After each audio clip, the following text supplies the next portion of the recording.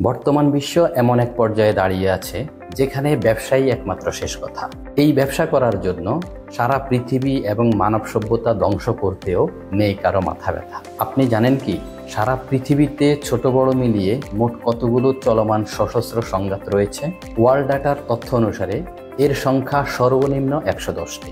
শুধুমাত্র মধ্যপ্রাচ্যে মোট সংঘাতের সংখ্যা 45টির অধিক।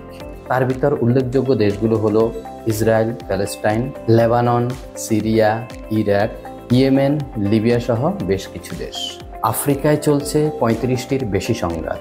তার ভিতর উল্লেখযোগ্য হলো Burkina Faso, Mali, Niger, Cameroon, CAR, Central African Republic, DRC, Democratic Republic of the Congo, Ethiopia, Somalia সহ বেশ কিছু দেশ।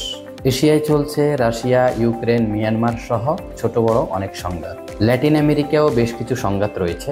তার ভিতর উল্লেখযোগ্য হলো মেক্সিকো ড্রাগ ওয়ার, কলম্বিয়া সশস্ত্র বিরোধ, হাইতি গ্যাং সহ ইত্যাদি। এখন মোটা দাগে সবার ভিতর প্রশ্ন, কেন এত যুদ্ধ? আর এইসব যুদ্ধ শেষই বা হয় না কেন?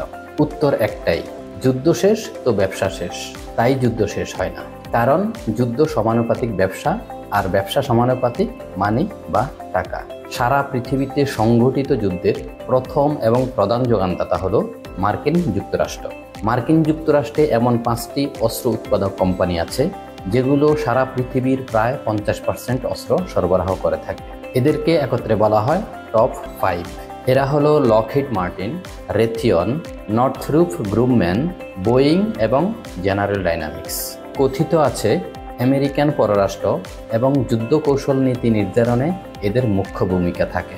কারণ এরা মিলিয়ন মিলিয়ন ডলার খরচ করে লবিস্ট নিয়োগ করে রাখে যেন যুদ্ধ কখনোই শেষ না হয়। তার কারণ হলো যত যুদ্ধ তত ব্যবসা, তাই যুদ্ধ শেষ হয় না আর হবেও না।